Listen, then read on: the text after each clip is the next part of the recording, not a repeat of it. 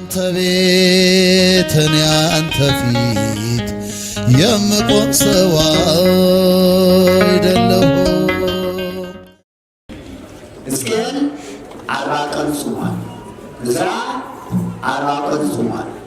ዳንኤል 40 ቀን ጾሟል። ይህ አባቶቻችን ነቢያት ጾማቸው 40 ቀን ነው።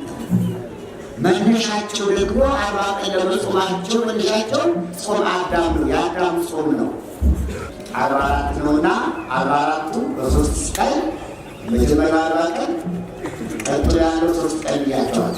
3 ቀን ደግሞ የአብርሃም ሶርያዊ ጾም ነው።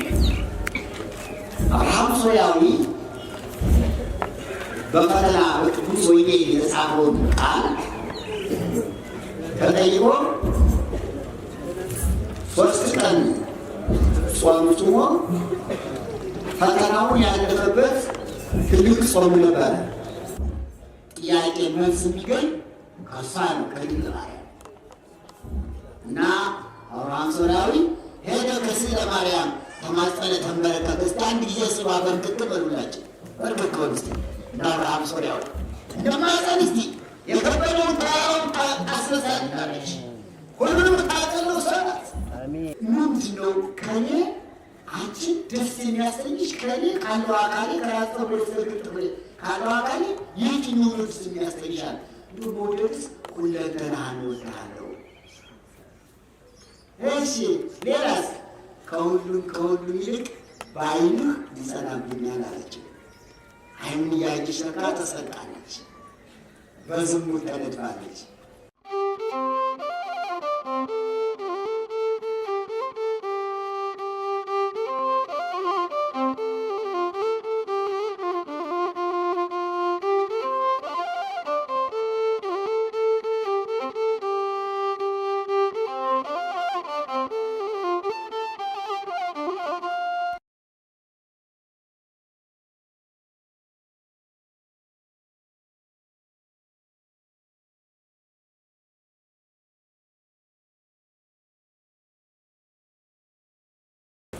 ጥምቀት ረቡዕና ዓርብ ቀን ከሆነ ረቡዕና ዓርብ ጾማቸው ይሻላል። በዋዜማቸው ጋድ ስለሚጾም በበዓለ ሃምሳ ትንሣኤ ከዋለበት ቀን ጀምሮ እስከ 50 ቀን ድረስ ያሉት ረቡዕና ረቡዕ በጾም ይሻላሉ፣ አይበላባቸውም። ተከታተሉ። ረቡዕና ዓርብ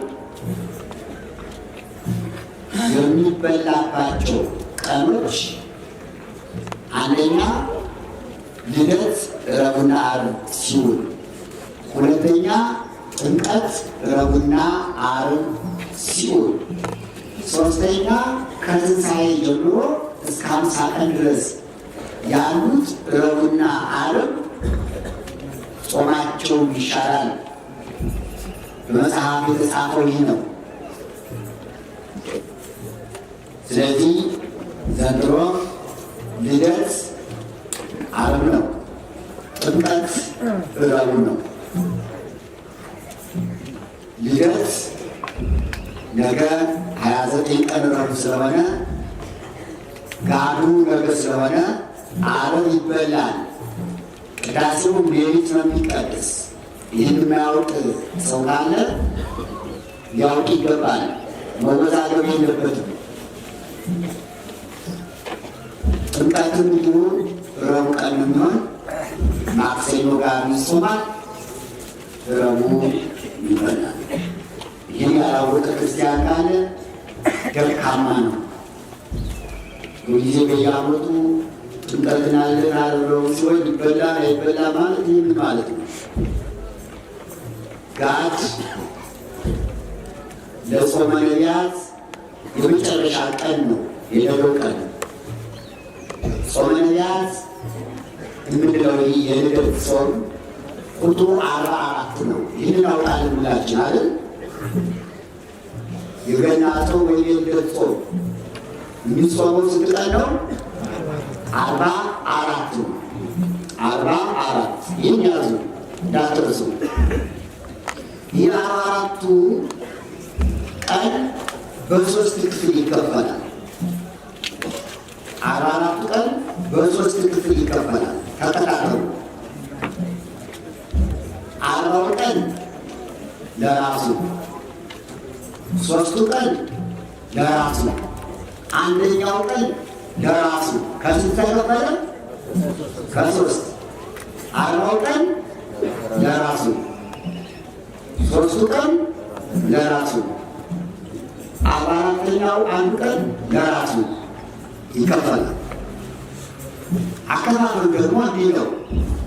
በመጽሐፍት እንደተጻፈው በቤተክርስቲያናችን አስተምሮ እንደሚነገረው ከአባቶቻችን ከሐዋርያት፣ ከአባቶቻችን ከሰለስቱ ምዕት፣ ከሌሎቹም ሊቃውንት በመጽሐፍ እየተነበረ እየተተረጎመ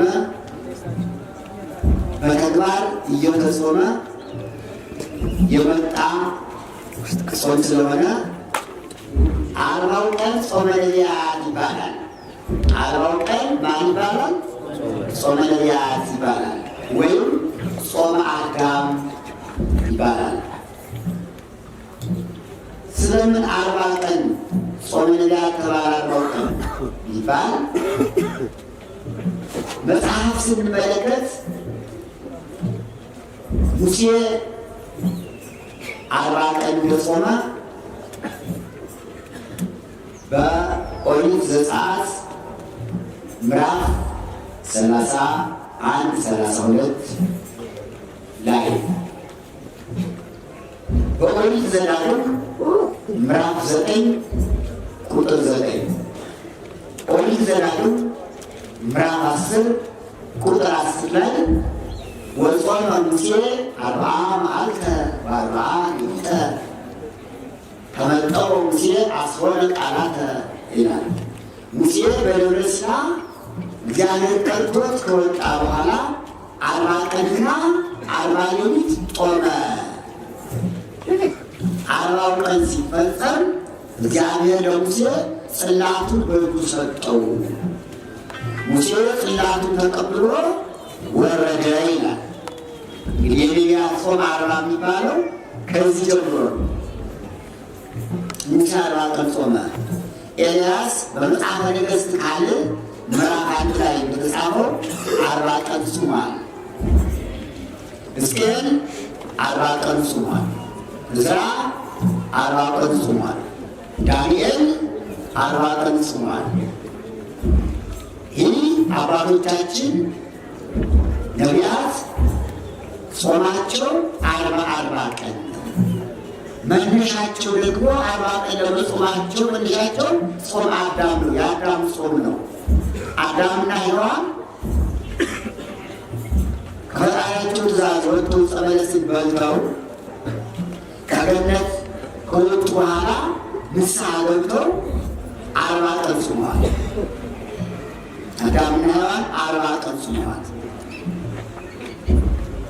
በ40ኛው ቀን እግዚአብሔር አምላክ ለአዳም ተስፋ ሰጥቶታል።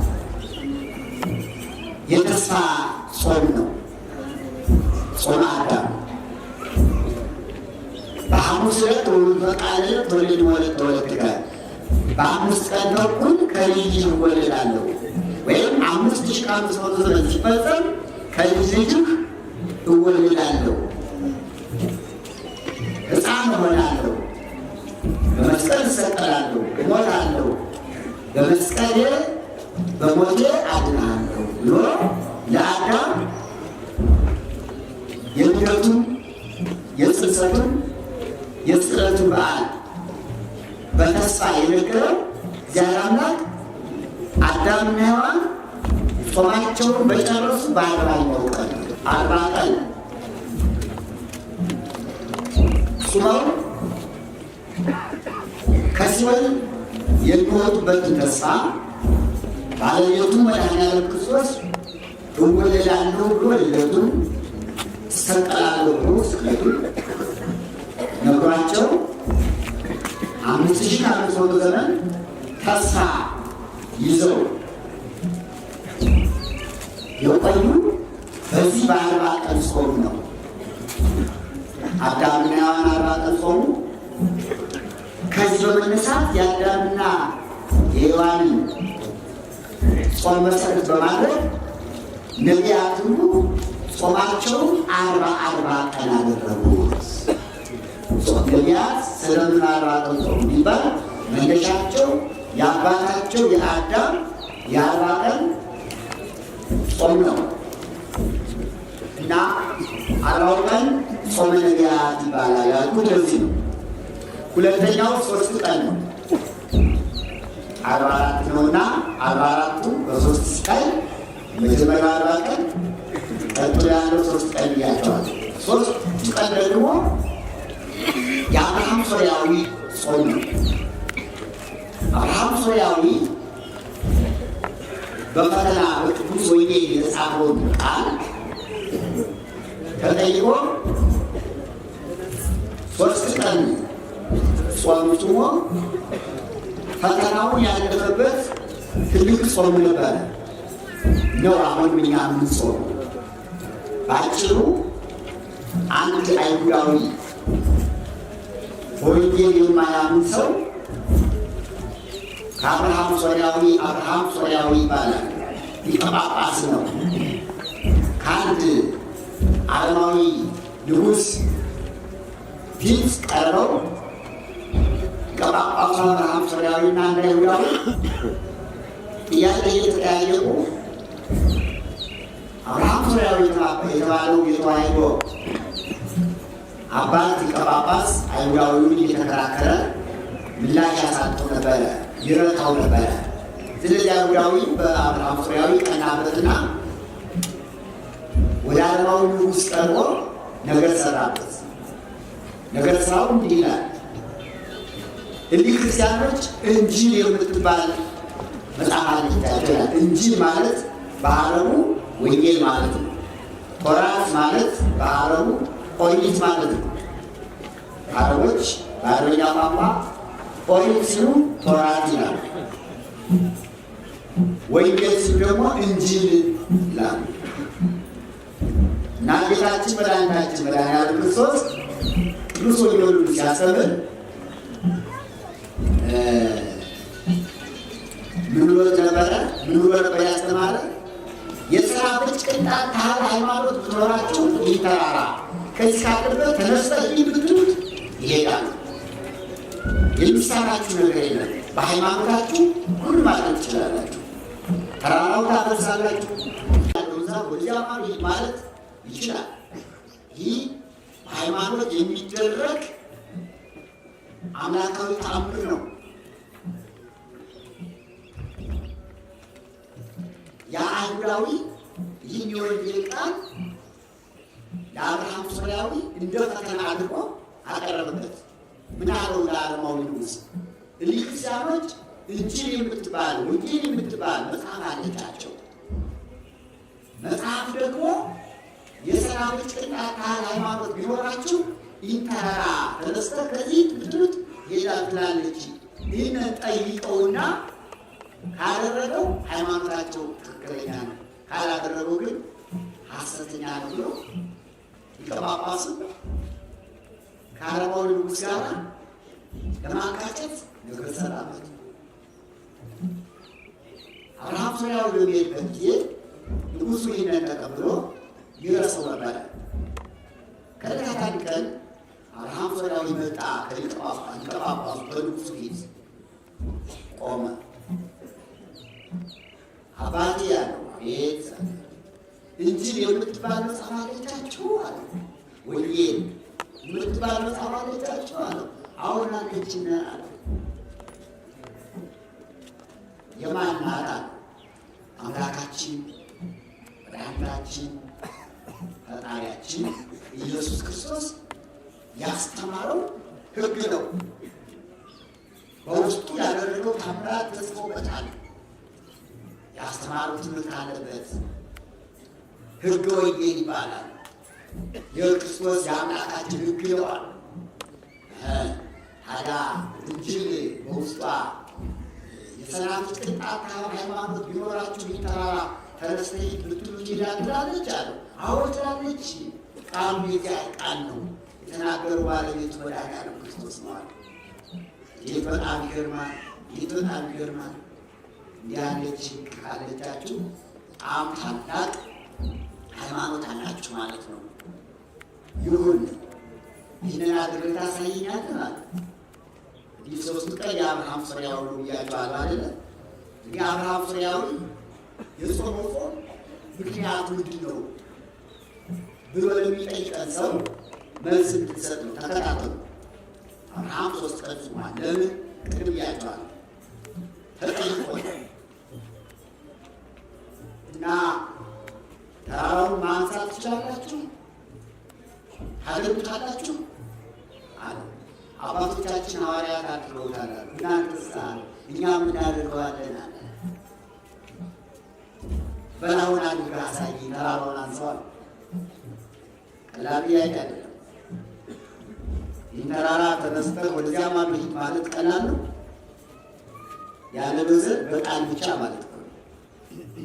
ይህንን ታላቅ ዛፍ እዚህ ያለ ወይራ ተነስና ወደዚያ ማዶ ተተከል ብሎ ማንሳት ቀላል ነው? ቀላል አይደለም። ሃይማኖት ላለው ሰው ግን ቀላል ነው። ሃይማኖት ሁሉም አለው። ፍጹም ሃይማኖት እንደ ሰናፍጭ ቅንጣት። ሰናፍጭ ቅንጣት ሰናፍጭ እንደምታውቀው በጣም ትንሽ ድቃቃ የእህል ዘር ናት፣ ግን ስታባት ድንብልብል ናት። ጌታችን ፍጹም ሃይማኖትን በሰናፍጭ ቅንጣት መስሎ ያስተማረበት ምክንያት አለ። በሌሎቹ እህሎች አልመሰላትም ሃይማኖት ነው። ተዋሕዶ ሃይማኖትን በሰናፍጭ ቅንጣት መስሎ ነው ያስተማራት። ለምን?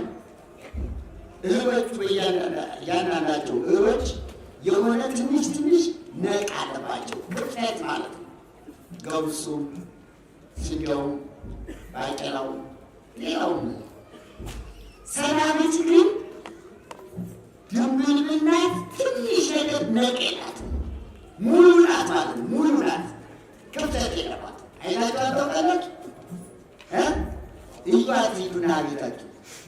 ድንብልብል ናት። ትንሽ ክፍተት የሌለባት ሙሉ ናት። ተዋሕዶ ሃይማኖት እንዲህ ሙሉ ናት። ክፍተት የሌለባት፣ ኑፋቄ የሌለባት፣ ክህደት የሌለባት ሙሉ ድንብልብል ናት። በዚች ነው ሃይማኖትን መስሎ ያስተማረ።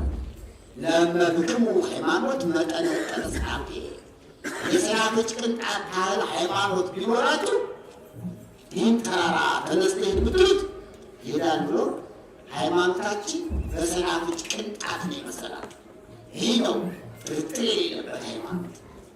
እንደ ሰናፍጭ ሙሉ የሆነ ሰው የማያጠራጥር የአምላክን ከሰማየ ሰማያት መውረድ ከድንግል ማርያም መወለድ ሳይጠራጠሩ ማመን፣ የሥላሴን አንድነት ሦስትነት ማመን፣ ሥላሴ በስም በግብር በአካል 3 በባሕሪ በሕልውና በአገዛዝ በፈቃድ በመለኮት አንድ መሆናቸውን ያለ ጥርጥር ማመን፣ ከሦስቱ አካል አንዱ አካል ወልደ እግዚአብሔር 5500 ዘመን ሲፈጸም በዚህ ዓለም መጥቶ ከድንግል ማርያም ያለ አባት ያለ ዘር በሕቱም ድንግልና ተጸንሶ በሕቱም ድንግልና መወለዱን ልደቱን ማመን፣ ጥምቀቱን ማመን፣ ስቅለቱን ማመን፣ ትንሣኤውን ማመን፣ ዕርገቱን ማመን፣ ዳግም ምጽአቱን ማመን፣ ምስጢረ ቁርባንን ማመን፣ የምንቀበለውን ቅዱስ ሥጋውን ክቡር ደሙን የአምላክ ሥጋ የአምላክ ደም መሆኑን አምኖ መቀበል ያለመጠራጠር፣ ጥምቀትን ማመን፣ ከጎኑ የፈሰሰው ማየገቦ በቀኝ ጎኑ የፈሰሰው ማየገቦ አማናዊ የዕለተ ዓርብ የክርስቶስ ማየገቦ መሆኑን ዛሬ በ40 ቀንና በ80 ቀን ለምንጠመቀው ጥምቀት ምስጢረ ጥምቀትን ማመን፣ የክርስቶስ በክርስቶስ ጎኑ የፈሰሰው ውሃ ነው ብሎ ማየገቦውን ማመን፣ ቅዱስ ሥጋውን የክርስቶስ ሥጋ ነው ብሎ አምኖ መቀበል፣ ትኩሱ ደሙን ከጎኑ የፈሰሰ ትኩስ ደም ነው ብሎ ማመን፣ ምስጢረ ቁርባንን ማመን። ይህ ድንብልብል የሆነችው የሰናፍጭ ቅንጣት ምሳሌ የሆነችለት ሃይማኖት ይሄ ነው። ይህን ያመነ ሰው የሰናፍጭ ቅንጣት ማለት ነው። ነቅ የሌለው ጥርጥር የሌለው ኦርቶዶክስ ተዋሕዶ ማለት ይቺ ናት። በሰናፍጭ ቅንጣት የተመሰለች ጥርጥር የሌለባት ፍጹም ሃይማኖት የምትባል ይቺ ናት። አንዱ ወደ አንዱ የማይሄዱባት ስርዓቷ የጸና ምግባሯ የቀና ጾማ ጸሎቷ ስርዓቷ የማይለወጥ የማይፋለስ ሃይማኖት ይችላል። ታዲያ ይችን ሃይማኖት ተራራ ታፈሳለች ብሎ መድኃኒዓለም ክርስቶስ ስላስተማረ አብርሃም ሶርያዊ ተጠየቀ። እስቲ በሃይማኖትህ ተራራውን አንሰው፣ ሃይማኖትህ እንደ ሰናፍጭ ቅንጣት ነቅ የሌለባት ከሆነች አስነሳው፣ ቀን ስጠኝ አለው አብርሃም ሶርያዊ። ይሻለ 3 ቀን ሰጠው። እየሰማችሁ ነው? ይቺ 3 ቀን ያትቺ 40 ቀን የነቢያት 3 ቀን አብርሃም ሶርያዊ ብያቸዋል። እቺ 3ኛዋ ቀን አብርሃም ሶርያዊ ተራራውን ለማንሳት ከንጉሱ የተቀበላት ቀን ናት። የሃይማኖት ቀን ናት። የምግባር ቀን ናት። የተአምር ቀን ናት። የክብር ቀን ናት። ቀኑ ተቀብሎ ሊቀ ጳጳሱ ከንጉሱ ተሰናብቶ ወጣ። እስከ 3 ቀን ድረስ እንግዲህ ስዋይ ነው። ሄደ፣ አወጣ፣ አወረደ። አብርሃም ሶርያዊ ለማን ንገረው ብሎ አሰበ። ለሕሊና ለድንግል ማርያም ንገራት አለ። ሃይማኖት የማርያም ዛበልኩት ይምጀፋ ከጴጥሮስ የተቀበልኩሽ ሃይማኖት ድንግል ማርያም አፍለስቲ ገብረ ሳረቲ ለኢያሪኮ በጽንፋ ተራራውን አስነስተሽ በኢያሪኮ ጽንፍ አስቀመጥሽው ይላልና የሃይማኖት ምንጭ ድንግል ማርያም ስለሆነች ሃይማኖት የማርያም አንቺ ነሽ። ድንግል ማርያም ንገሪኝ 3 ቀን ተቀብያለሁ። ተራራውን ለማስነሳት እንዴት ነው የማደርግ? ግለጪልኝ ምስጢሩን። ልጅሽ ነው ያስተማረው። የሰናፍጭ ቅንጣት ሃይማኖት ቢኖራችሁ ተራራውን ታስነሳላችሁ ያስተማረ ልጅሽ ነው የወለድሽው ነው። ንገሪልኝ አላት። ወደ ልጅሽ ቀርብና ንገሪኝ። ያስተማርከውን ወንጌል ለጥያቄ ቀርቦልኝ በ3 ቀን ተራራ ላይ ተነሳ ነውና እንዴት ነው የማደርግ? ቸርነትህ፣ ምሕረትህ፣ ይቅርታ ይምጣልኝ፣ ይርዳኝ፣ ሃይማኖት ይላፋልኝ፣ ታምራት ግለጽ ብለሽ ንገሪልኝ አላት። አባቶቻችን እንዲህ ነው። ጥያቄ ሲመጣላቸው አይመኩም፣ እንመልሰዋለን አይሉ። ከበላያችሁ ያሉት ይጠይቃሉ፣ ነቢያትን ይጠይቃሉ፣ ሐዋርያትን ይጠይቃሉ፣ ሰማዕታትን ይጠይቃሉ፣ ሊቃውንትን ይጠይቃሉ፣ ሰማዕታትን ይጠይቃሉ። ከዚያ በላይ ያለች ደግሞ ድንግል ማርያም ናት። የመጨረሻይቱ የክርስቲያኖች ጥያቄ መልስ የሚገኝ ከእሷ ነው፣ ከድንግል ማርያም እና አብርሃም ሶርያዊ ሄደ ከስዕለ ማርያም ተማጸነ፣ ተንበረከከ። እስኪ አንድ ጊዜ ስባ በርክክ በሉላቸው፣ በርክክ በሉ እስኪ እንደ አብርሃም ሶርያዊ እንደማጸን እስኪ የከበደውን ተራራውን ታስነሳለች። ሁሉንም ታቀለው እሷ ናት። እንደ ተራራ የከበደውን ፈተና የምታቀለው እሷ ናት። ቀና በሉ ለቤታችን የከበደውን ታቀልልን። የአባቶቻችን ልመና እንደተቀበለች ልመናችን ትቀበል። ይሄ ነው የአባቶቻችን አካሄዳቸው። ይሄ ነው መንገዱ ይሄ ነው። ወደ ድንግል ማርያም ቀጥታ ይሄድ አባቶቻችን። ሄደ አብርሃም ሶርያዊ ከስማ ተንበረከከ።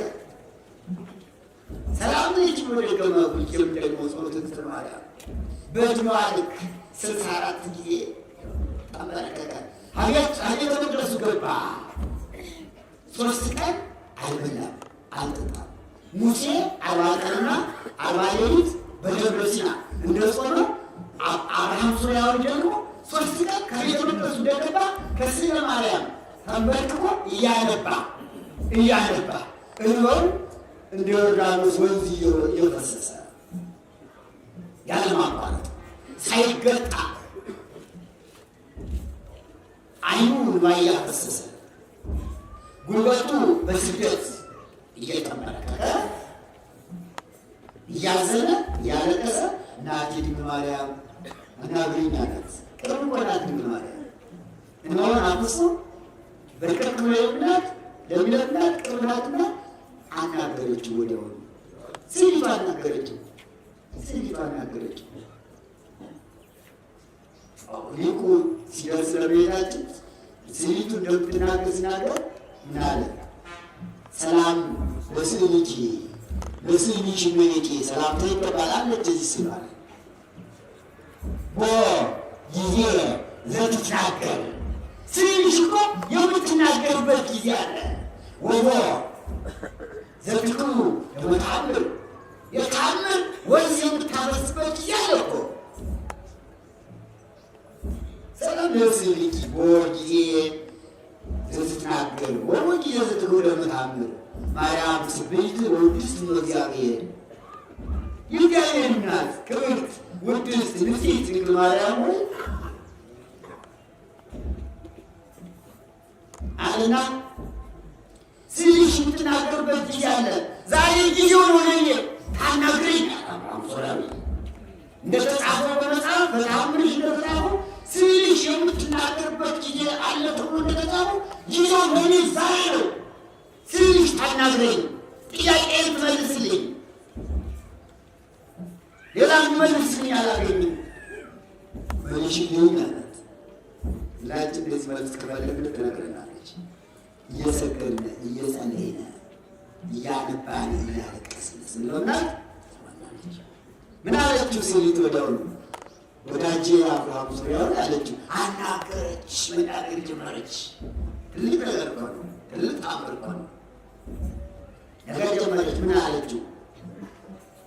እንባህን አይቻለሁ፣ ጸሎትን ሰምቻለሁ፣ ስግደትህን ምንኩ አይቻለሁ። አይዞህ አትደንግጥ፣ የልጄ ቃለ ወንጌል በአንተ ይፈጸማል፣ ደስ ይበልህ፣ መልእክት እነግርሃለሁ አለችው። ንገሪኝ እያለ ያለቅሳል። ተስፋ አገኘ። አይዞህ ተራራው ይነሳልሃል አለችው። ጥያቄው ተራራ እንዲነሳልህ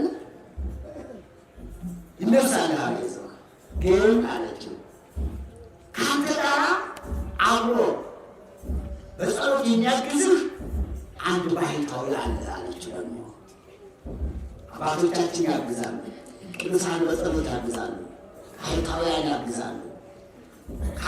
አንዱ በብቃት ይበልጣልና ከአብርሃም ሶርያዊ ደግሞ ስምዖን ሰፋያ ሳይል የሚባል ጫማ ሰፊ ስምዖን የሚባል ባሕታዊ ነበረ። አንድ አይና ነው ይለዋል። አንድ አይና ነው። ይህ ወንጌል መድኃኒዓለም ክርስቶስ ያስተማረው ወንጌል በውስጡ ብዙ ሕግጋት አሉት ለሚፈጽማቸው ማለት ነው። እና ጌታችን ደግሞ ምን ብሎ አስተምሯል? በወንጌሉ ለመታስነከ አይንከ ዜማ ምንሃው ግባ ቀኝ ዓይንህ ካሳሳተችህ አውልቀህ ጣላት በወስፌ ብሎ አስተምሯል።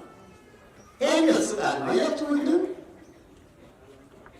ቀኝ እጅህ ብታሳስትህ ቆርጠህ ጣል፣ ቀኝ እግር ቢያሳስትህ ቆርጠህ ጣል። በዚህ ዓለም እየተሳሳትክ በዓይንህ እየተሳሳትክ በእጅህ እየተሳሳትክ በእግርህ እየተሳሳትክ ኋላ ገሃነም ከምትወርድ ዛሬ አንድ ዓይና አንድ እጅ አንድ እግር ሁነህ ኋላ መንግሥተ ሰማያት ትገባ ይሻላል ብሎ በዓይንም በእጅም በእግርም ስህተት እንዳይመጣ ዓይን አይቶ ለስርቆት ለዝሙት እንዳይጋበዝ ማለት ነው። ዓይን ካላየ ሌላ ነገር ላምታይ ስለ እጅም ደግሞ ለስርቆት ስለሚጋበዝ እግርም ደግሞ ለዝሙትም ሆነ ለአምልኮ ላይ የሚራመድ የሚሄድ እግር ነው አለ። ስለዚህ እንደዚህ የኃጢአት ምክንያት የሆነ ዓይን ይውጣ። ያ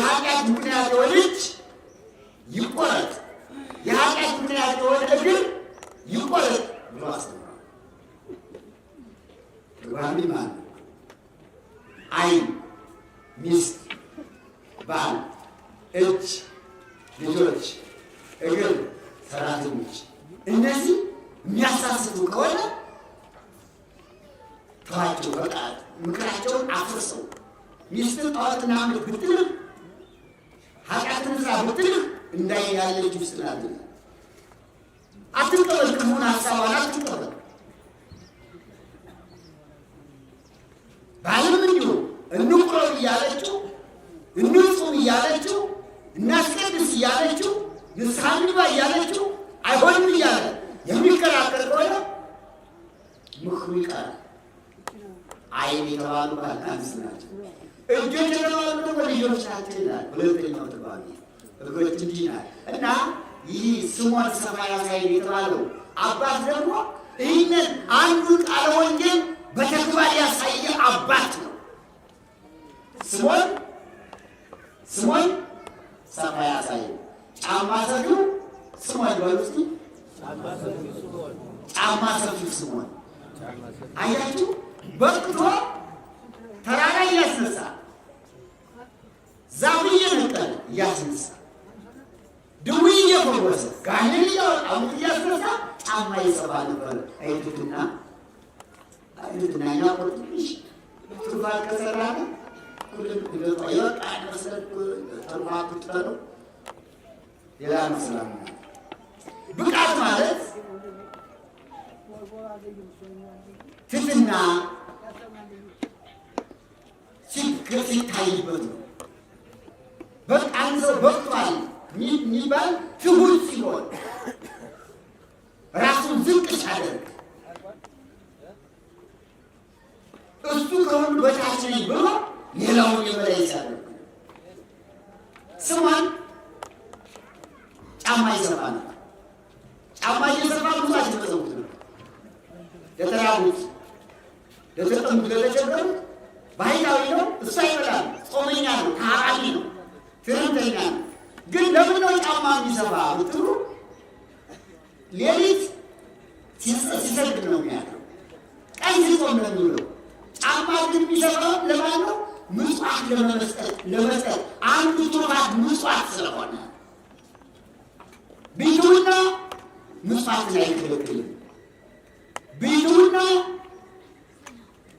ትሩፋትን አይከለክልም። አባቶቻችን ሲበቁ ወደ ትሩፋት ነው የሚገቡ፣ ወደ ትሕትና ነው የሚገቡ። አይታበዩም፣ አይኮሩም፣ ውዳሴ ከንቱ አይፈልጉም። እንዲያውም እንዳይገለጥባቸው ይፈልጋሉ። እና ስምዖን ሰማያዊ ጫማ እየሰፋ ምጽዋት ሲሰጥ አንዲት ሴት ጫማ ልታሰፋ መጣች። ጫማ ስፋልኝ አለችው። እሺ አላት። ሰፍቶ ሰጣት። ሄደች። በበነገው ደግሞ ያን ጫማ ይዛ መጣች። ምን ላድርግ ትናንት ሰፍቼልሽ ይላል። አይ በዚህ ላይ ጠቦኝ አስፋልኝ አለችው። ምክንያት ነው። አሁን ደግሞ ጠበብ አድርጎ ሰፍቶ ሰጣት። ሁለተኛ ቀን መጣች። ጫማውን ሰፍቼ ሰጥቼሻለሁ፣ ምን ያመላልስሻል አላት። አንተን ስለወደድኩህ ነው አለችው። ስለወደድኩህ ነው? ወደድሽኝ? ጥሩ። ምንድን ነው ከኔ አንቺን ደስ የሚያሰኝሽ? ከኔ ካለው አካሌ ከራስ ፀጉር እስከ ካለው አካሌ የትኛው ነው ደስ የሚያሰኝሻል? እንዲሁ መውደድስ ሁለንተናህን እወድሃለሁ። እሺ ሌላስ? ከሁሉም ይልቅ በዓይንህ ይጸናብኛል አለችው። ዓይኑን እያየች ነካ ተሰቃለች፣ በዝሙት ተነድፋለች። ሰይጣን ከሆነ ብዙ ወንድ እያለ የአባይናዊ ለማሳሳት እኮ ነው አለች። ሰይጣን ክፉ ነው። አሀ ነው እንዴ? አዎ። እና ምን እንዳይነ ነው የምትፈልጊው? አዎ። ከፈለግሽ ጌታችን በወንጌል ዓይንህ የዝሙት ምክንያት ከሆነ አውልቃጣል አልና ጫማውን በሚሰፋበት መሳፍቻ ወይም ወስኔ ዓይኑን እንቅላል ወጥቶ እንችቦ ሰጣት። አያችሁ ቅዱሳን እኮ ለወንጌሉ ለበቁ ዓይናቸውን ሳይቀር ነው የሚመጽውቱበት። ለወዳጃቸው ሲገዙ አያችሁት? ለመድኃኒዓለም ሲገዛ ለሕገ ወንጌሉ ሲገዛ ሳንቲሙን ነው ይመሰብተዋል። ያን ጫማ እየሰፋ ሲሰጥ ኑሯል ገንዘቡ። አሁን የመጨረሻ ግን ምን መጸወተለት ለፈጣሪ አይምን መጸወተለት መቆጠርስ ይባላል። ራስን መስቀል እንዲህ አድርገው ቅዱሳን ፈጣሪያቸውን የሚያገለግሉት በመስቀል ላይ የተሰቀለላቸው ፍቅሩን የገለጠላቸው መስዋዕት ሆኖ ያዳናቸው እነሱ ራሳቸው እንዲሁ ለፍቅሩ ሲሉ ራሳቸውን መስዋዕት ያደረጉ ዓይናቸውን እያወጡ አባ መርትያኖስ የሚባል አባት ደግሞ እግሩን ከሳት አባ ማርቆስ የሚባል አባት እጁን ቆርጦ የወንጌሉን ቃል የፈጸሙ ታሪካውያን ቅዱሳኖች ናቸው። ያ እንግዲህ ምን ያደርጋል? ይሰራል አይሰራም? እንዲህ ባይኔ አውጥተህ ትሰጠኛለህ እንደፈለኩኝ ሌላ ማሳሌ አይሄድ ወንጌል ያዘዋል። ይቅርታ አባቴ አሳስቼ ኖራል። ንስሐ እንገባ ጸልይ ብላ ንስሐ ገብታ ጸደቀች። ሴት ባይኑ አጸደቃት። እሷ ግን ባይኑ ምን ልትሆን ነበረ? ልትዋል ነበር። እሱን ፈጽሞ ልትጠላው ነበር። እሷን ልትወድቅ ነበር። ያቺ ዓይን ሁለቱን ልትጥል ነበረ። የሲኦል የገሃነም ቀለም ልታደርጋቸው ነበረ። ጫማ ሰፊውና ጫማ ያሰፋችውን ዘማዊት ሴት ግን ቅዱሱ ስምዖን ሰፋያሳይ ዓይኑን አውጥቶ እንጂ ሲላት እሱን ከዝሙት ተጠበቀ፣ እሷ ከዝሙት ተጠብቃ ሁለቱ ባይኑ ዳኑ። ይንጸጋሉ ያችን ያድነ ከማሳሳት ያድነ ከመሳሳትን ያድነ እና አንድ አይና ሆነ። ስሙ ማን ተባለ? አንደኛው ስሙ ሰፋያሳይ ሲሆን ሁለተኛው ደግሞ አንድ አይነው ስምዖን ተባለ። አንድ አይነው ስምዖን ለወንጌል ነው አንድ አይነት የሆነ ሁላችን ለወንጌል ያገኘነውን ብናጣ በመንግሥተ ሰማያት ስለምናገኝ ያጣን እንዳይመስለን እንኳን ቁሳቁሱን የማይረበን ነገር ይቅርና ዓይናችን እንኳን እጃችን እንኳን እግራችን እንኳን ለመንግሥተ ሰማያት ብናጣ በመንግሥተ ሰማያት ሙሉ አካሉ ይኖረናል። ከዚያ በኋላ ማርያም ድንግል ማርያም ሄድና ስምዖን ነው የሚያወጥ ተራሮውን አብርሃም ተጋር የሚያስነሳል የት አገኘዋለሁ አላት። ስብት እያናገረች ሆነ ገበያው እዚያ ተቀምጦ እንስራ ተሸክሞ ይዞራል። እብድ ለመምሰል ደግሞ እንስራ ዋይ ቀዳና በእንስራ ይዞ ሌሊት ለሌሊቶች ለድሃዎች ዓይነ ስውሮች አካል የሌላቸው በእንስራ ዋይ ቀዳ ሌሊት በየቤታቸው ይሞላል። ሲሞላላቸው የሚያደር እነሱም ያውቃሉ። ቃቸውን አፈር ላይ ያስቀምጣሉ። ስምዖን ውሃውን ቆርጦ አምጥቶ እያንዳንዱ ችግረኛ ውሃ ሲሞላ ነው የሚያድር። አያቸው ሌሊት ውሃ ሲቀዳ ነው የሚያድር። ቀን ደግሞ ያን ስራ ይሸከምና እብድ መስሎ ሰው ሲስቅበት ይላል። ውስጡ ግን ቅዱስ ነው። ውስጡ ግን ጸዋሚ ነው፣ ታራሚ ነው፣ ባይታዊ ነው፣ ምጽዋት ሰጪ ነው። ዓይኑን ሳይቀር የመጸወተ ቅዱስ አባት ነው። እሱ ንገረው አለችው። ታገኘዋለህ አለ። እዚህ አካባቢ የገበያዋለ ባለቃሚ ቤታችን ከገበያ የሚለውን ሰው ሁሉ ታውቀዋለች። አያችሁ ነው ማለት አሁን ገበያ ደስ እናጨረብ ታውቀናለች ማለት ነው። ደግ የሚሰሩትን ከገበያ ታወቀች፣ ክፉ የሚሰሩትን ከገበያ ታውቃለች አይደል? እስኪ መርዱ ያጨረበረ ከገበያ ያጨረበረ በርበሬ አስመስሎ ምኑን ይሸጣል የሚቀላቅል በርበሬ አስመስሎ ቀዩን አፈር ጥሬ አስመስሎ ምኑን ጨምረው ሙዝ አይሁዳችን ፈቷ በገበያው ታውቀናለች።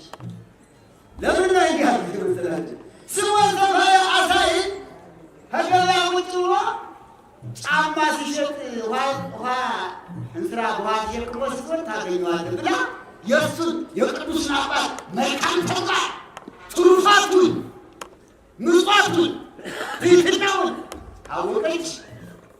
የክፉንም ሰው ቅባት ታውቃለች ማለት ነው። ስለዚህ ምን እናድርግ? ምን ማድረግ አለብን? ክፉን ላይ በጎውን እንስራ። ገበያም ይሁን መንገድም ይሁን ሀገርም ይሁን ጎረቤት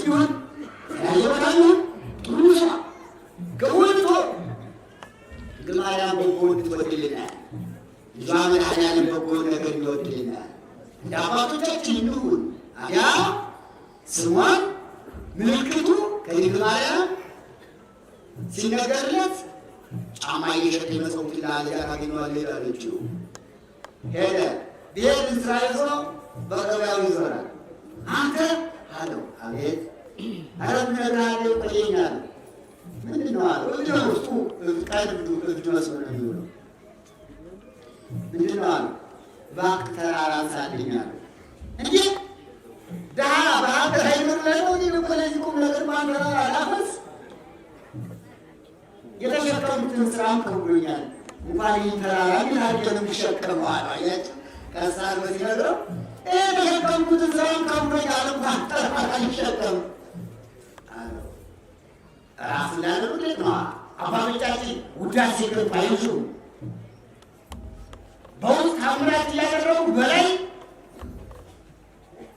ውዳሴ ገብ እንዲያሆንባቸው የሚለብሱት ልብስ ያለቀ ጨርቅ ቡትቶ ድሪቶ እንዲሰደው ድሪቶ ለባሽ እንዲባሉ ይፈልጋሉ። ንጹሐን እንዲባሉ አይፈልጉም። ወራዳ እንዲባሉ ይፈልጋሉ። በእግዚአብሔር ዘንድ ግን ክቡራን ናቸው። በእግዚአብሔር ዘንድ ቅዱሳን ናቸው። በእግዚአብሔር ዘንድ ንጹሐን ናቸው። በሰው ዘንድ የተናቁ ናቸው። ወንጌሉ እንዲህ ስለሚል ነው የሚወደዱት። ወደው አይደለም። እስመ ኩሉ ዘወሀበ ሰብእ ክቡር በኀበ እግዚአብሔር ምኑን በሰው ዘንድ የተከበረ በእግዚአብሔር ዘንድ የተናቀ ነው። በሰው ዘንድ የተናቀ ደግሞ በእግዚአብሔር ዘንድ የከበረ ነው ይላል። ያን ነው የሚፈልጉት። በሰው ዘንድ መከበሩን ሳይሆን በእግዚአብሔር ዘንድ መከበሩን፣ በሰው ዘንድ መዋረዱ በእግዚአብሔር ዘንድ መከበሩን ስለሚፈልጉ ውዳሴ ከንቱ ስለማይሹ አልባሌ መስለው ተርታሶች ይላሉ እና አረን ያላውቅም እንዲያለ ምን ተራራ ማለት ያላውቅም አለ ራሱ ሰው ወረ አረ ቆየኝ አለው። ድንግል ማርያም እኮ ናት የላከችኝ አለው። የሚገርም እኮ ነው። ድንግል ማርያም ናት የላከችኝ ሲል ስሟን ቀጥ አለ። ስሟ ሲጠራ ስሟን ቀጥ አለ። ድግጥ አለ። ቅዱስ ቅዱሳን የሚላት እኮ ለዚህ ነው መሄዳችን የመሄዳችን ዛመር ውስጥ ገሙት ተነሱት። ቅዱስ ቅዱሳን ማለት የቅዱሳን ክብር ማለት ነው። የእነሱ ክብር ስሟ ሲጠራ ስሟን ጸጥ ያለ ቅዱስ ቅዱሳን የቅዱሳን ሁሉ ቅድስት ቅዱሳን የሚያከብራት ማለት ነው። ቅዱስ ቅዱሳን ማለት ቅዱስ ቅዱሳን የሚያከብራት ወይም ደግሞ ቅዱስ ቅዱሳን ቅዱሳንን የምታከብራቸው የምታስከብራቸው የምትወዳቸው ማለት ነው። ቅዱስ ቅዱሳን ንጽሕተ ንጹሐን አይደል የምትባል ንጽሕተ ንጹሐን የንጹሐን ሁሉ ንጽሕና ንጽሕናዋ ከኪሩቤል ከሱራፌል በላይ የሆነ የጌታቢ ክብር ወጥወደ በንጽሕ ሱራፌል ከሱራፌል ከኪሩቤል በንጽሕና ትወጣለች እና የቅዱሳን ቅድስት ስለሆነች ድንግል ማርያም እኮ ናት የነገረችን ሰው ይህ እና ቀጣለ ምን አለች ይላሉ። ሄድና ለሱ ንገረው ድንግል ማርያም ልካኛለች በለው፣ ነገር ግን ይቀበላል። ምክንያቱም ምንድን ነው ጥያቄው? ጎል ያለው ነገር ተራራ ሃይማኖታችሁ ወይም ወንጌል ተራራ የምስራቅ ቅንጣት ሃይማኖት ኖራችሁ ተራራው ተነስቶት ይነሳል ትላለች እና ልቀብዬ 3 ቀን ተቀብዬ አሁን 3 ቀን ስለማርያም ጸልይ ሰምቼ ዛሬ ድንግል ማርያም ወደ አንተ ልካሰዳኝ ነው ለስቱ ንገረው እሱ ጋር አብራችሁ ተራራውን አንሱት ተብለን ነው ታዘን ነው አለው። ኖ መቤቴ አለና ወርክ ሁሉ ስሞን ለስሉ አሰገደ ምስገድ እንጂ ለስሉ አዎ ምስገድ አበብራናት ሰግድ ቅድመ ማርያም ለዝክረ ስምኪ በጽዋይ ይላል። ድንግል ማርያም አንደኛ መጀመሪያ ለዝክረ ስምኪ ለስምሽ አጠራር እሰግዳለሁ ወሰግድ ካልበ ለድንግልና ዲግሪ፣ ሁለተኛ በስጋም በነፍስም ድንግል ሰዎች ስለ ድንግልናሽ ወሰግድ ስልሳ ለስዕልሽ ቅድመ ጉባኤ፣ ሶስተኛ በጉባኤ በሕዝቡ መካከል ለስዕልሽ እሰግዳለሁ ይላል። አይላችሁ 3 ጊዜ ሰገዳችሁ ሲገኝ የሰገዳችሁ 3 ጊዜ ነው። ይሄ ነው እሰግድ ቅድመ በሉ ማርያም እስከ ስምኪ እጽዋዬ ድንግል ማርያም ሆይ መጀመሪያ ለስም አጠራርሽ እሰግዳለሁ።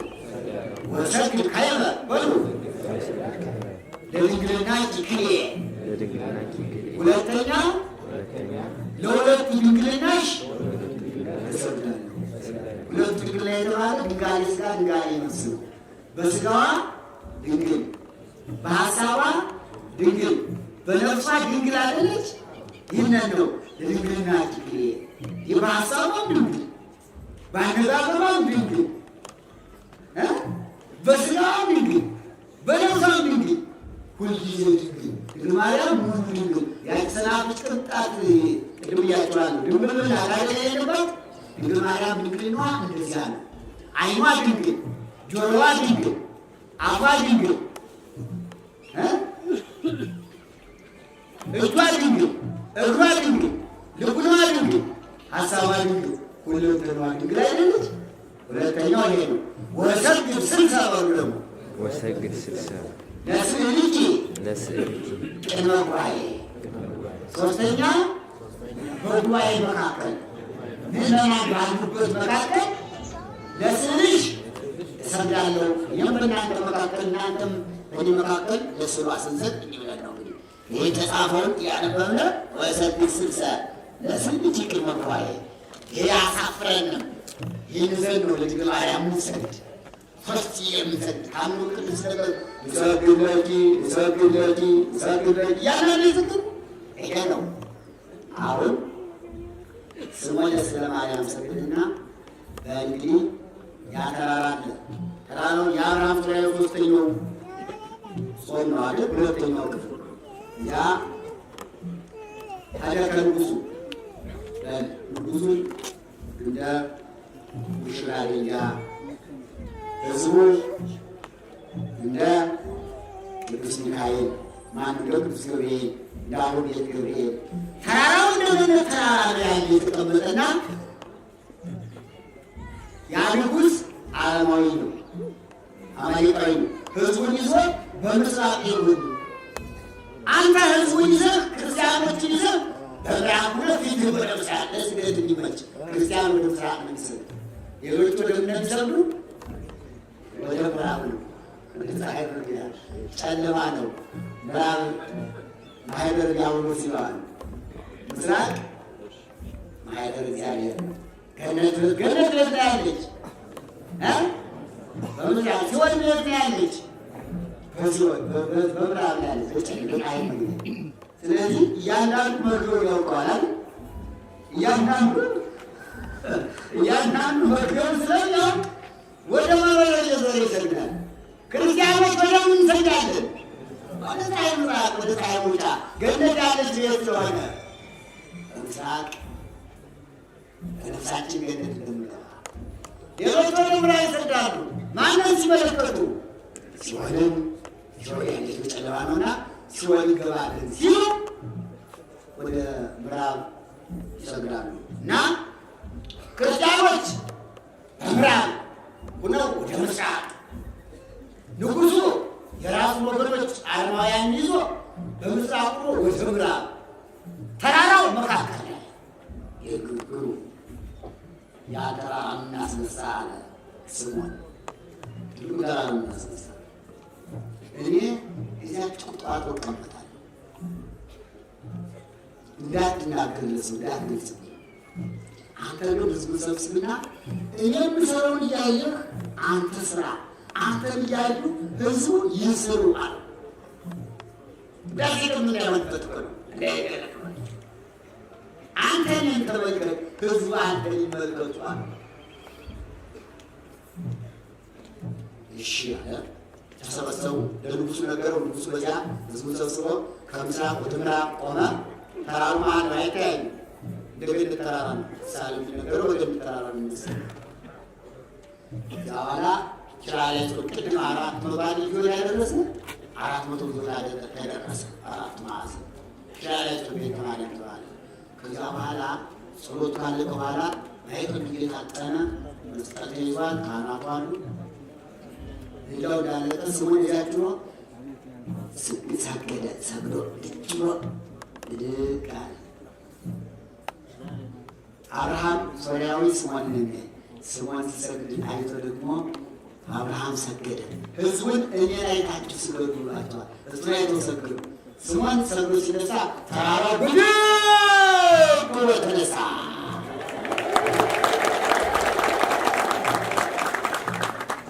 አብርሃም ሶርያዊ ሰግዶ ሲነሳ አሁን ተራራው ብድግ ያደርጋል። ሕዝቡን ወዳሉ አብርሃም ላይ ነው አንድ ጥሎ ሰግዶ ሲነሳ ተራራው ተነሳ። ሶስት ጊዜ መሀሉ ክፍት ሆነ። አለማውያን እዚያውን ይመለከታሉ። አያቸው። ሶስት ጊዜ ተራራው ብድግ ብድግ ሶስት ጊዜ ተከለ ደብረ ነቀለ ደብረ ይላል። የሚገርመው ነገር እኮ ደግሞ አንድ ጊዜ እንደተነሳ ተንጠልጥሎ አልቆመም እኮ ብድግና በምስራቅና በምዕራብ ያሉት ከተያዩ በኋላ ተመልሶ ቁጭ ላለ አያችሁ። ቁጭ ላይ እንደተባለ ሶስት ጊዜ እንዲህ ያለው ብድግ ቁጭ ብድግ ቁጭ ብድግ ቁጭ። ማን አነሳው? ማን ያነሳው? እናላችሁ ያስነሳው ማን ነው? ያስነሳው ማን ነው? ስምዖን። ጥሩ። ስምዖን ያስነሳበት ምንድን ነው መሳሪያው? ምን አላችሁ? ቅድም እኮ ተነጋግረናል። ወንጌል ምንድን ያለ ያላችሁ ምንድን ያለ ምን ይኖራችሁ ብሎ የተራራ ማስነሳት አይቻልም። የዝናብ ቅንጣት ታህል ሃይማኖት ይኖራል። ባለች ሃይማኖቱ ያስነሳው ሃይማኖት ይታደላል። ታያችኋል። ሃይማኖታችን እኮ ይህች ናት። የአባቶቻችን ሃይማኖት፣ የስምዖን ፍጹም ሃይማኖት፣ የአብርሃም ሶርያዊ ፍጹም ሃይማኖት፣ የሕዝቡ ፍጹም ሃይማኖት በወንጌል የተጻፈውን የዝናብ ቅንጣት ታህል ሃይማኖት ኖራችሁ ታስነሳላችሁ ያለው በተግባር አሳየ። ሃይማኖታችን ይህች ናት። ኦርቶዶክስ ተዋሕዶ ማለት ይህች ናት። የምታስነሳ ናት። ከዚያ በኋላ ያንን ተራራ ለዝክረ ነገር ከዚያ ላይ ይቀመጥ ተነስቶ እንዲህ ደንቢያ እንደ ፎገራ ከአመታሙ ውሃ እየመጣ የሚያስቸግረው ሀገር ነበር። ተጋድሎ ከዚያ ተቀመጠ። ቦታው ደቀቀ። በቃ ሰውያቸው ደስቶ አስነስቶ ሆኖ ያላስቀመጡ ቦታውን አስረክባል። ዛሬ ተራራሉ ግብፅ እስክንድርያ ስንሄድ ስምዖን ይሰፋበት የነበረው ቦታ ላይ ስምዖን ተራራውን አይተነዋል። እና ይህ ሶስት ቀን ጾም ይህን ተራራ ያፈለሰ ስለሆነ አንደኛው ጾመ ነቢያት 40 ቀን ብያለሁ አይደለ? ሁለተኛው የማን ጾም ያልኳችሁ? የአብርሃም ሶርያዊ። አብርሃም ሶርያዊ 3 ቀን ጸልዮ ተራራ ያስነሳበት እንጾመዋለን። ሶስተኛው ገሃድ ነው። የምንነጋገረው ስለ ገሃድ ነው። ጾመ ነቢያት ስንት ቀን ያልኳችሁ?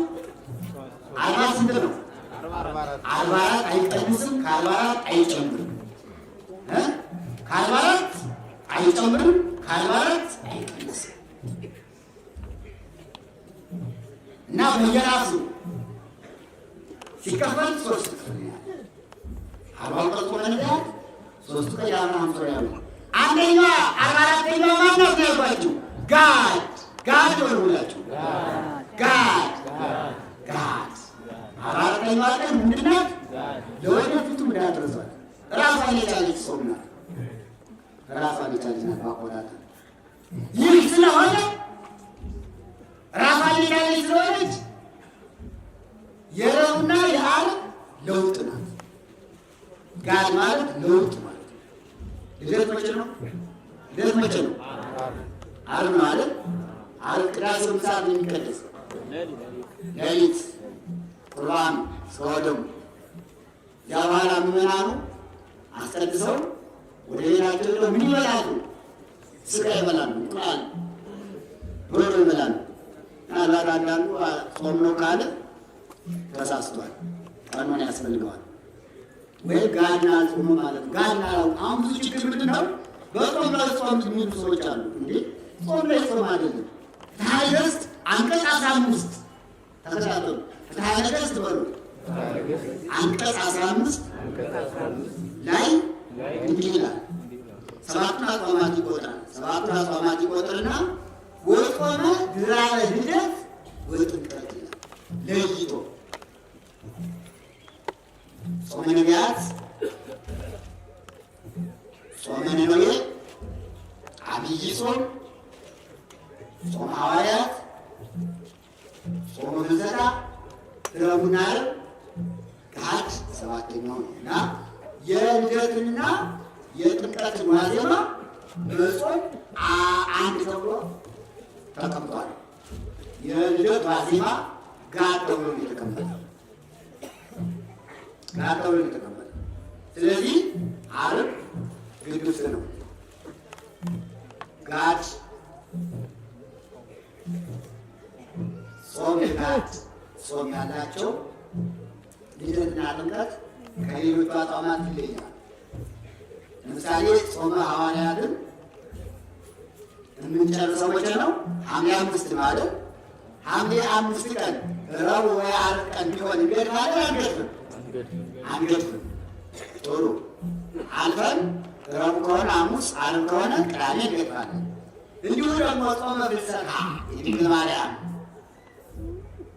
የዕርገቷ የትንሣኤዋ መታሰቢያ ከነሐሴ 1 ቀን እስከ ነሐሴ 15 ቀን እንጾማለን። 16ኛው ቀን ኪዳነ ምሕረት የጾም መፍቻ ነው አይደለ? እና ለምሳሌ ነሐሴ 16 ቀን ረቡዕ ቀን ብትሆን ግድፍቱ መቼ ይሆናል? ሐሙስ። ጥሩ አሁንም እንዲሁ ጾመ ፍልሰታ ነሐሴ ኪዳነ ምሕረት ዓርብ ቀን ብትሆን ግድፍቱ መቼ ይሆናል? ቅዳሜ። ለምን ሲመልሱ ንገሩ። ለምን ጋድ ስለሌለው። አየሁ ይህን የምናወቃል ማለት ነው። በኢትዮጵያ ይህንን የምናወቅ ሆኑ ለዓርብ ጾም ነው እያለ የሚወሸክት በዚህ እንኳን አንማማርም። ልደት፣ ጥምቀት፣ ረቡዕና ዓርብ ሲሆን ተዘልሎ ተዘልፎ ያውቃል። ታውቃላችሁ? ጻፉ። ቅድም ተናግረዋል፣ አሁን መልሰዋል። ረቡዕና ዓርብ የሚሻሩባቸው በጾም የሚሻሩባቸው በዓላት አንደኛ ልደት፣ ሁለተኛ ጥምቀት፣ ሶስተኛ በዓለ ሀምሳ ብያቸዋል። መጽሐፉ ይህንን ያዘው። በበዓለ ሀምሳ ዓርብና ዓርብ አይጾሙም ማለት የትንሣኤው በዓለ ሀምሳ ያን ጊዜ አይጾሙም። የልደት አይጾሙም፣ የጥምቀት አይጾሙም። በእነዚህ ወራቶች ብቻ የረቡዕና የዓርብ ጾም ይሻላል እና ጋድ ይህን ይመስላል። አጽዋማትን ስንጾም ልደት፣ ጥምቀት በሚውሉበት ጊዜ ጋድ አላቸው። ይህን እናውቃለን። መጽሐፍ ግዙ እስቲ ሷን መጽሐፍ መምጣት ስለ ጋድ ጾም እችን መጽሐፍ ግዙ። ገጽ ስንት ነው ያለች? ሲያውጡ ገጹ እችን መጽሐፍ የያዘ ሰው ስለ ጋድ ጾም በደንብ አድርጎ ነው የሚያውቅ። አይወናበድም። ያያቸዋለሁ ትንሽ ትመስላቸዋለች። ትልቁም ነገር አለ። ትልቁም ነገር ስለ ረቡዕና ስለ ዓርብ ጾም ቅድም ያልኳችሁ ይዛለች። ልደት፣ ጥምቀት፣ በዓለ ሀምሳ ሲሆን ዓርብና ረቡዕ እንደማይጾምባቸው ይዛላቸዋል። ታወራላችሁ። እያያቸዋል ነው። ሴቶች ያዙ። ስለ ጋድ ጾም ጥሩ አድርጋ፣ ስለ ረቡዕ ስለ ዓርብ ጾም ጥሩ አድርጋ ይዛለች። የገዛችሁ ገዛችሁ፣ ያልገዛችሁ ደግሞ ያዛችሁ። ሌላ መጽሐፍ አለ። መጽሐፍ አለላችሁ። ሌላ ተዘጋጅቷል። መጽሐፋ አለ። ያለውን ውሰዱ። ወደፊትም ይመጣል። መልኮች አሉት። ትልቅ መጽሐፍ ነው። እንግዲህ የጾመ ገሃድ ይመስላል። ዓርብ ልደት ነው። የሚጾም ሰው ካለ ይቀጣል። በንስሐ አባቱ ይቀጣል። ጥምቀትም ረቡዕ ነው። እንዲሁ ነው።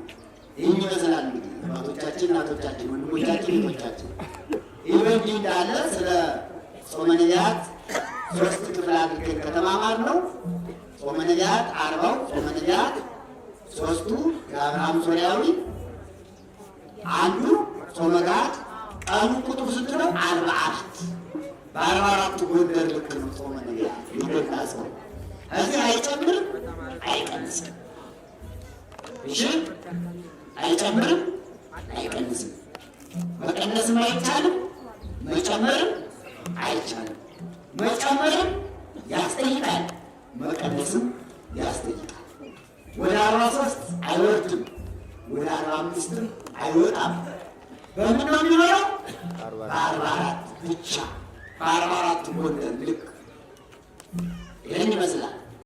አነሳስቶ ላስጀመረን አስጀምሮ ላስጨረሰን ለልዑል እግዚአብሔር ክብር ምስጋና ይገባል ለዘላለሙ አሜን።